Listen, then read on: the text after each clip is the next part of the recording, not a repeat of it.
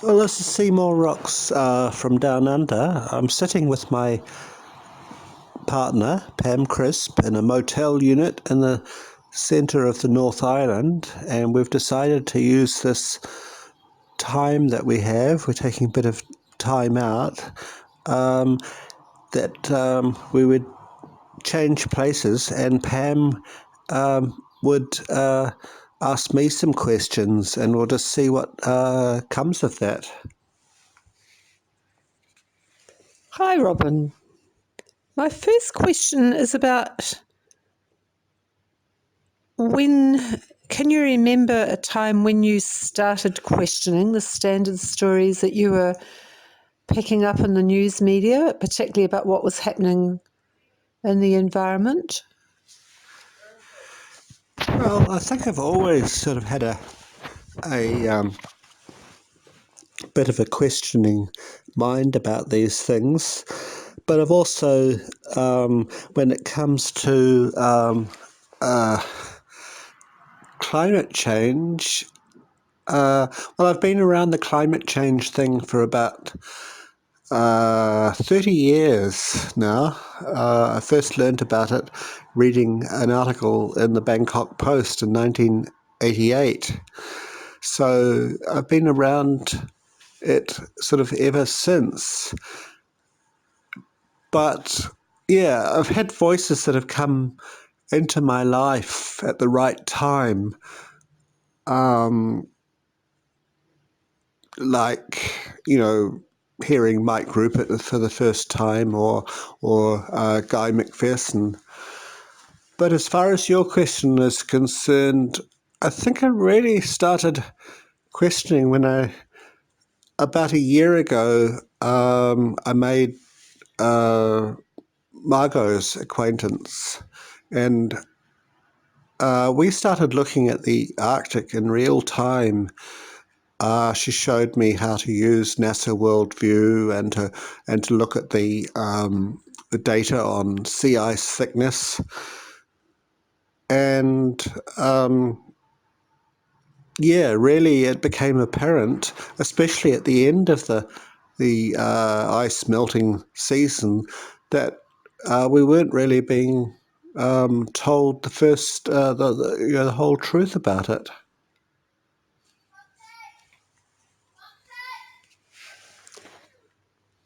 You've talked earlier about how you could sometimes just hear a sentence or a few words, and that could open up a whole sort of area of inquiry for you, almost as if the universe sort of threw it up at the right time.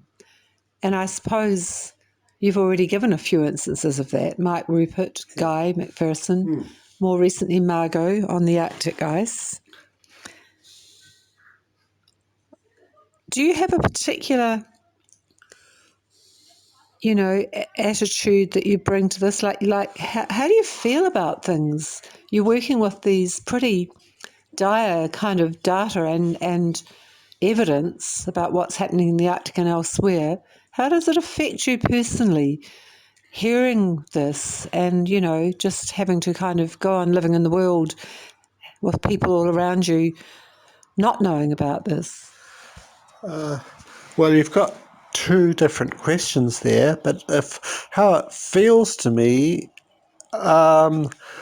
it's a very difficult question to answer. I mean, there's not a day that goes by when we don't talk about it, and I don't, that I don't experience some sort of grief for what we've lost, and I mean, whether it's just the birds in our own garden, or we see the river drying up, or things like that, and then we look up at the sky, you and I, and we just notice we've both been on this planet for over 60 years, and we're seeing things that you and I have never ever seen before. Yeah, and going back to the your original question. Um, I've had many influences. I think I forgot my first sort of lesson in not ecology, but in, well, I don't know what you call it, but I mean, when I was at school, I was lucky to have some good teachers at school, and I remember how I don't know what class I was in. I might have been about 15 years old, and we did this section on overpopulation and how the stork was going to pass the crow. And the population when I was going to school was 4 billion, and they predicted it to be 6 billion in the year 2000, which indeed it was, and it's now 7.5 billion. So I became very much aware of that, and I mean, right back then, at the age of 15, I looked at Paul Ehrlich's book, The Population Bomb. So there were numerous, examples like that, sort of going back, that were highly kind of influential, and I never ever forgot.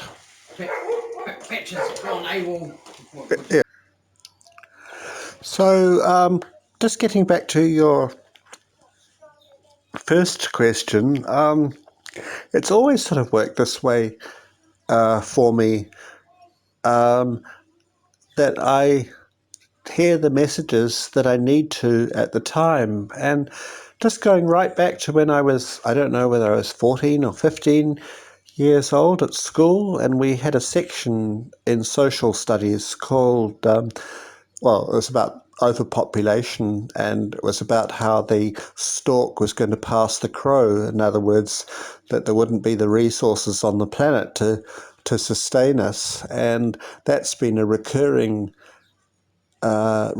theme. And when I studied this, I mean, the world population was only 4 billion, and they projected that it would be 6 billion by the year 2000, which in fact turned out to be the case.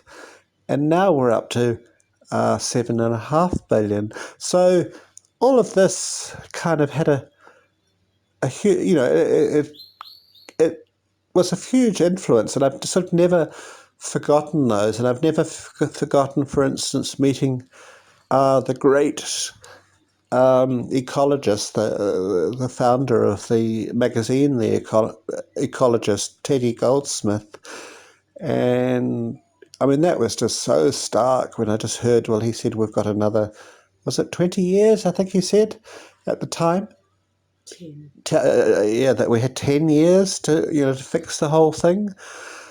And just that information that I got from him has always sort of stayed with me. And yeah, so it's just like I just hear the right thing at the right time. So you're not a scientist, are you, by background? No. But you are definitely somebody who looks at you like to join the dots, I think. Yes. So that's something that would be good to perhaps elaborate on for your listeners.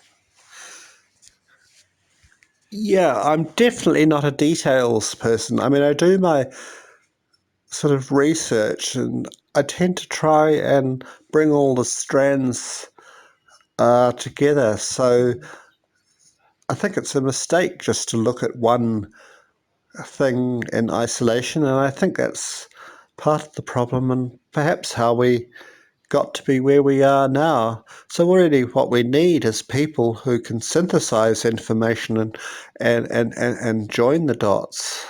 And it's always sort of struck me when I talk to people that nobody ever asks the question, well, how have we got from being a relatively kind of well-off and happy and contented society, as much as any society can be when we were growing up, to what it is now, and where everything just seems to be falling apart, and there's no money for everything. We have to save money, and cannibalize, find money from wherever we can find it. And yeah, so all of that sort of thing. Nobody ever asks those questions, but I always have, right from the start. I mean, just when I was quite young, I just asked what was the meaning of life.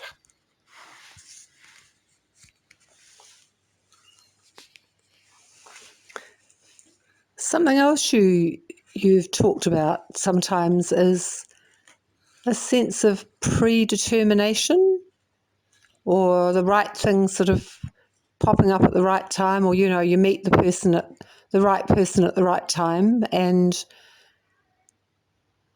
living with your health now preventing you from being out and about in a way that you might have been once.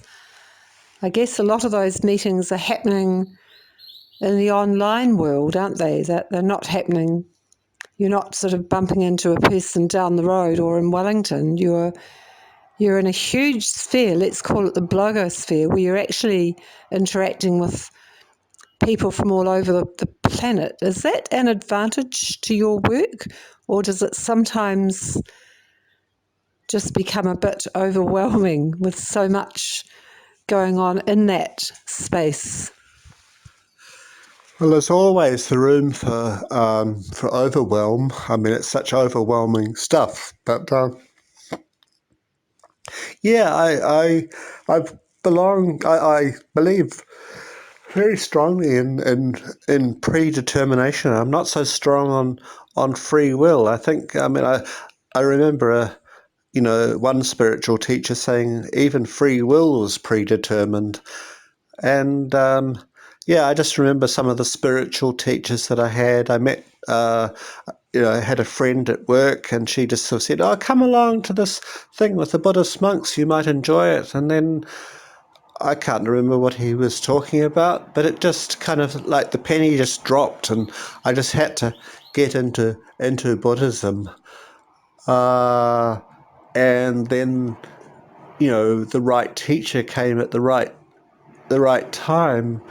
And then getting back to sort of more recent history, this was sort of online stuff. I was just surfing the net, and then I just came across this guy called Michael C. Rupert, and he sort of said just something so simple as it's not, as if Bernie Madoff is a Ponzi scheme. The whole economy is a Ponzi scheme, and well, whatever it was that he said, it just kind of the penny dropped.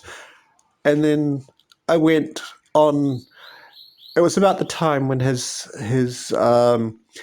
film Collapse was coming out, and so I immediately ordered tickets. But by the time we got to see the film, I knew just about everything that Mike Rupert was saying, because I'd gone online, and I listened to talks that he'd given, and that sort of thing. So yeah, so the right people come at the right time. Would it be fair to say that some lines of inquiry or positions that others or yourself might hold on the way things are can sort of take you to a dead end where there's nothing further opening up from there? There can be assumptions about, it's all coming to an end very soon. I mean, do you subscribe to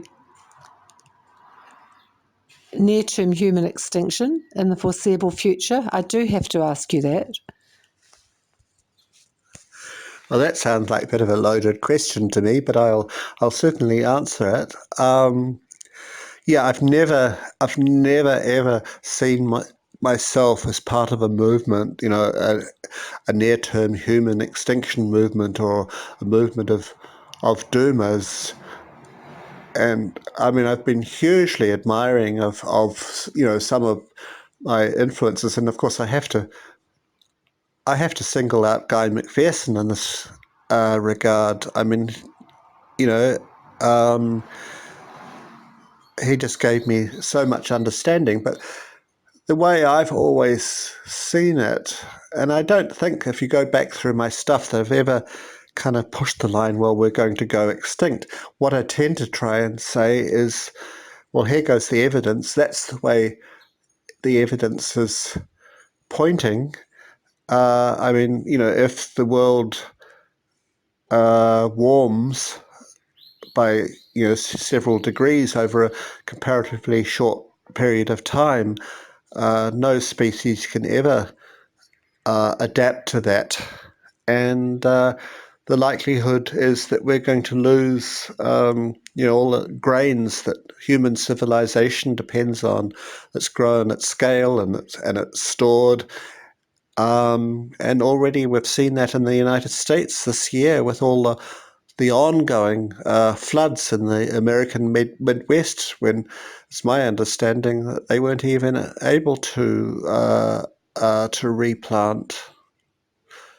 So, does that answer your question?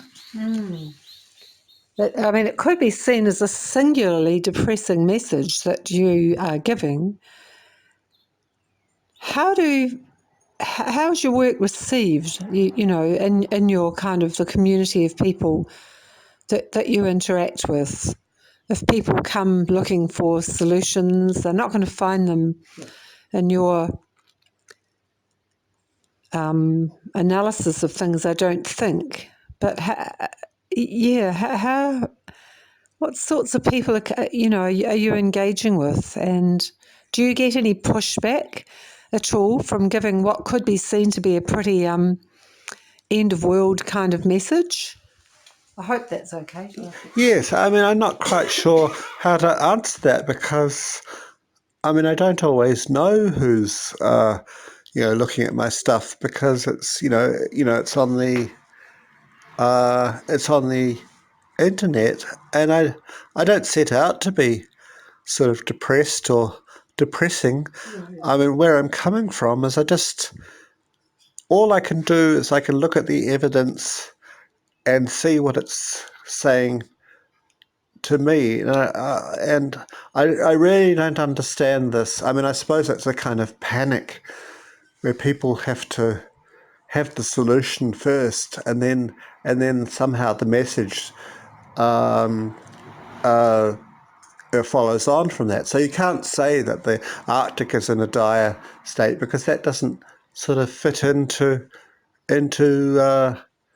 people's narrative.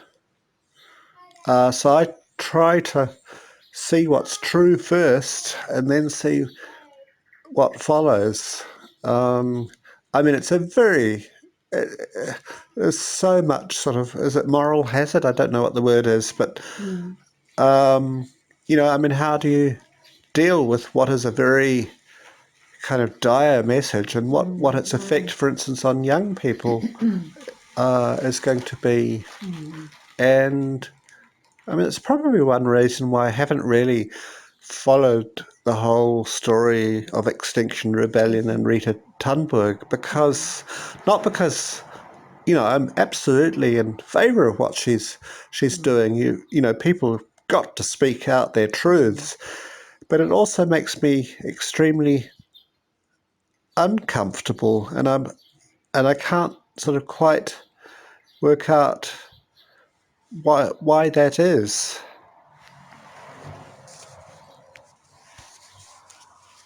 It sounds as if you are perhaps processing as you go, and that you strike me as somebody who avoids coming to deeply held sort of certainty, and so you haven't really come down on the side of those who determinedly hold out solutions and say we can do this, but neither have you come down determinedly on the side of those who say it's all coming to an end, 6 years.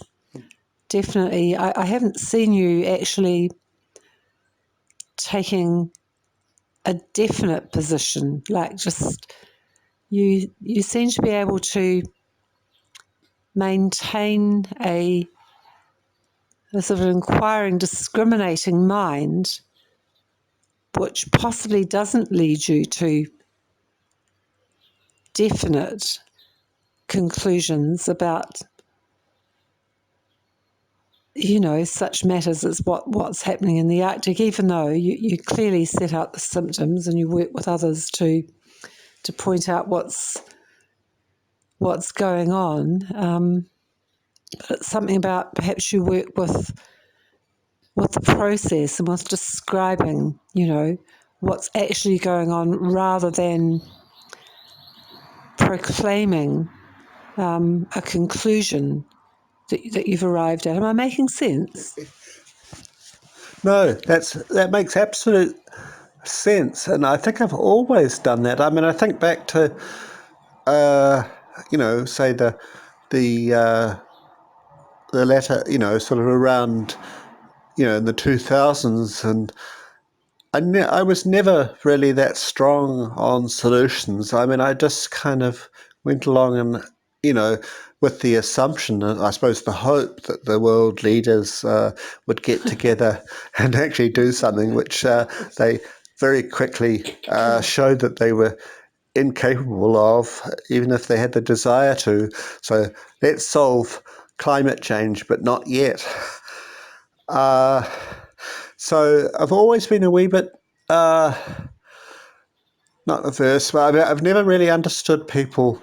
I see people that are still holding the same opinions about things as they were 20 years ago. And I don't understand that because the world changes, the circumstances changes, the evidence changes. So I find myself, I mean, since, say, 2011, I mean, I've had to kind of reassess what I believe in and where the truth of things in, several times. And I've actually had to do it again recently. I'll just...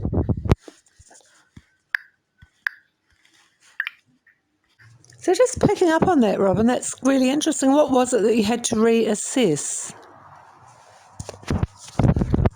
All right, well, it goes back about a year. I spent the whole of that kind of last northern summer sort of looking at the sea ice. And then I found, especially kind of in August,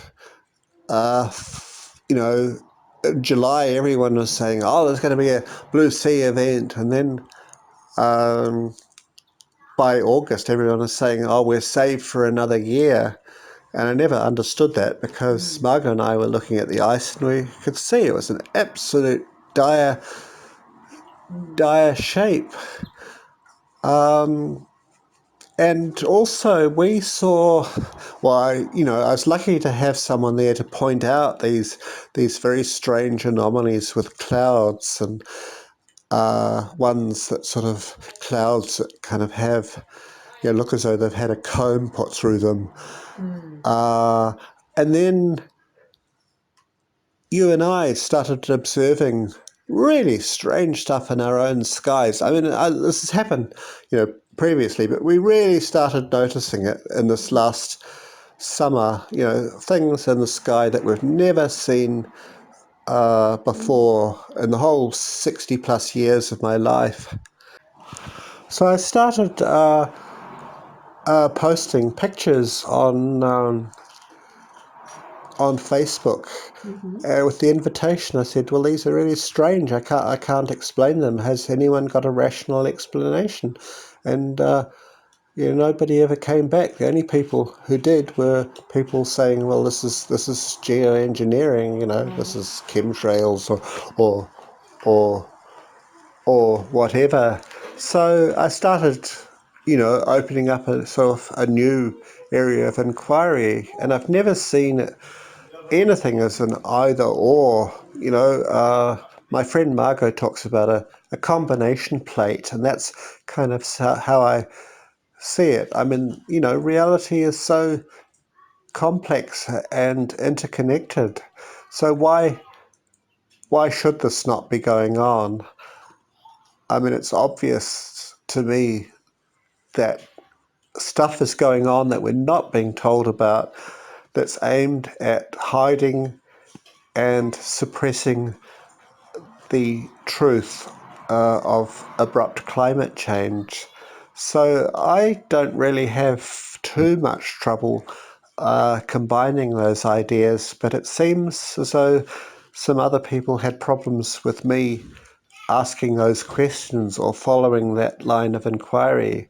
So I've actually lost a couple of what I thought were long-standing friendships, just purely for that reason. And then I was accused of of posting creationist and flat Earth theories. And I've never been close to either of those things ever in my life, and I certainly wasn't posting any of that sort of stuff.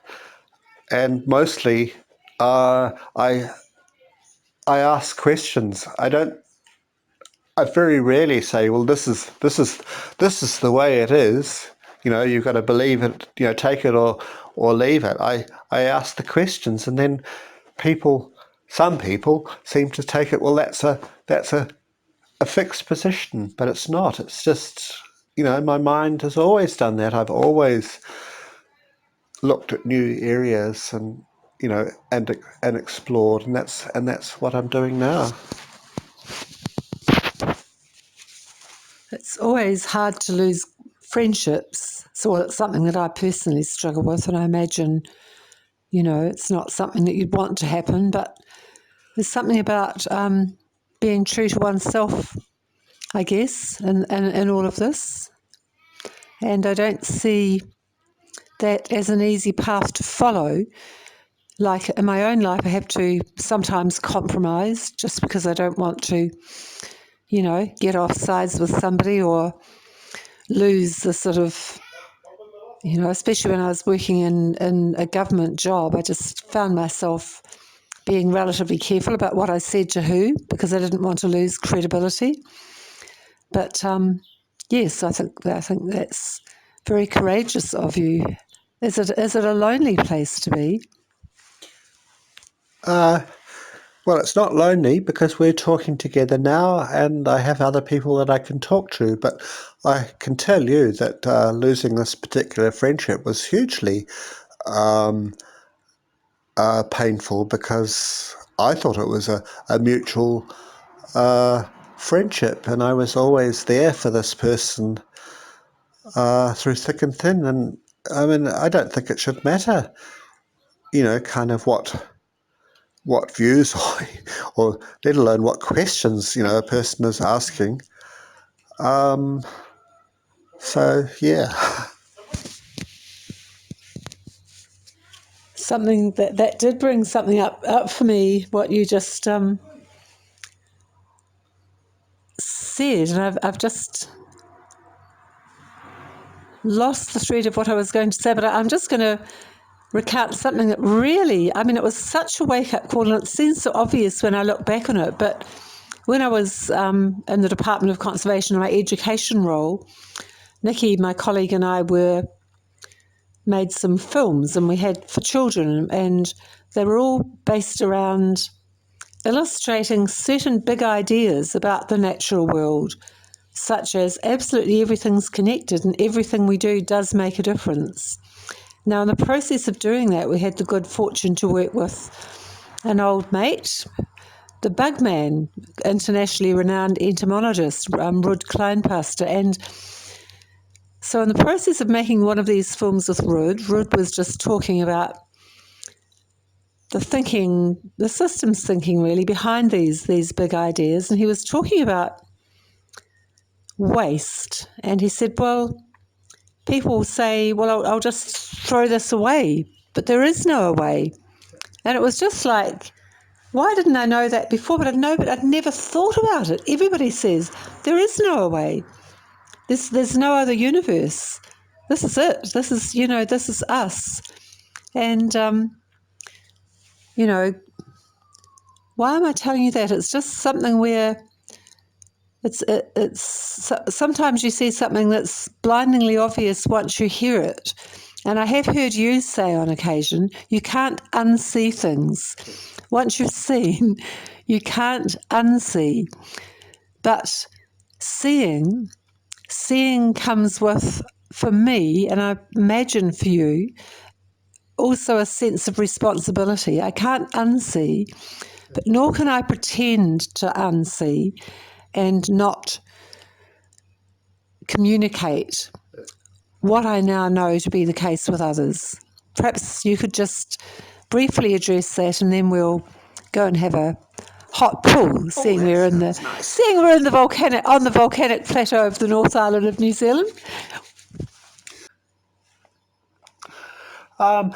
Yeah, perhaps if I could answer your question in this way, perhaps because of the meditation that I've done and spiritual practice and your involvement with non-dualism, I don't really have a self-conscious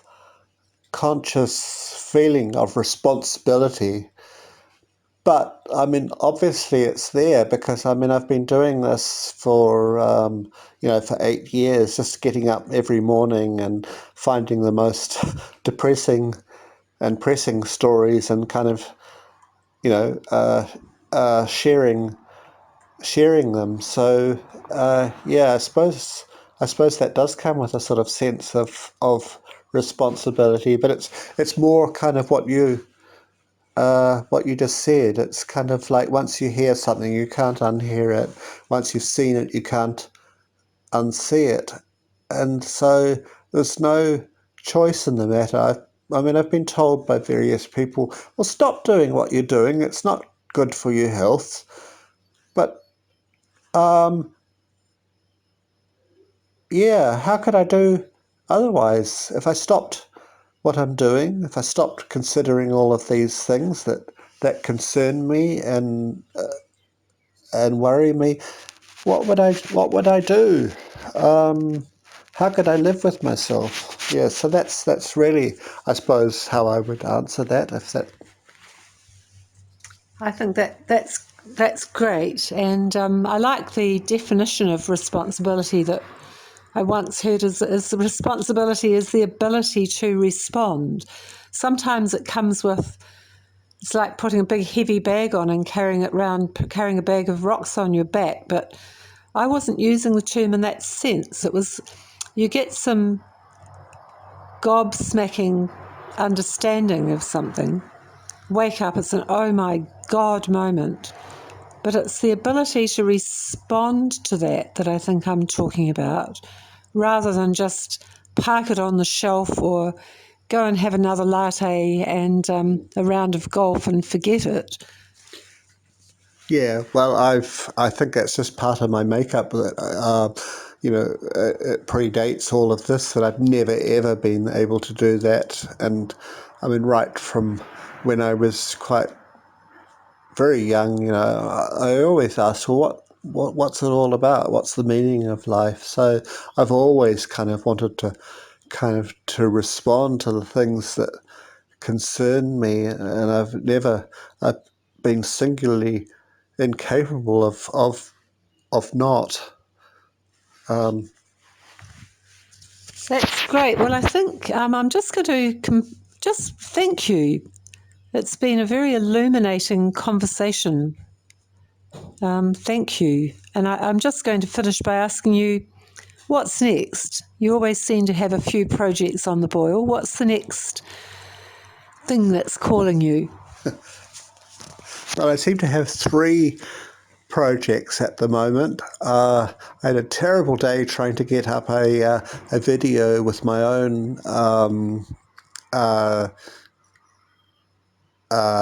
expressing my own sort of thoughts, but I finally sort of got up that. So that's one.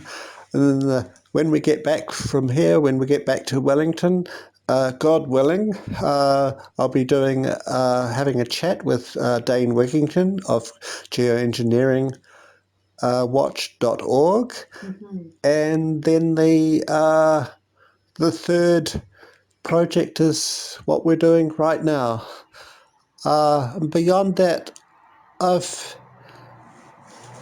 I've just reached a point with my own health where I can't go on to the computer every day and just share lots of the latest news stories on the blog. And to some extent, I remember Mike Rupert saying this. He said the evidence is out there. If you haven't got it by now, you're never going to get it. So there's a certain sense of that. So I think the daily blogging was, perhaps slightly sort of compulsive. It met an inner need of how to respond. But I think I'm just making a transition to a different stage now. I mean, partially that's sort of caused by my own health, which is not at all good, and I sort of experience sort of changes which are making it harder to do what I did before. I mean, I just remember how I used to just go and chase after stories, and amazing. I mean, it was one not BBC, it was a Channel 4 documentary, and I found a way of actually recording that because you're not supposed to. It's only for British people, and so chasing that up and then getting that out onto the blog. So to answer your question, I don't really know what's next. I just have to kind of take every day as it comes.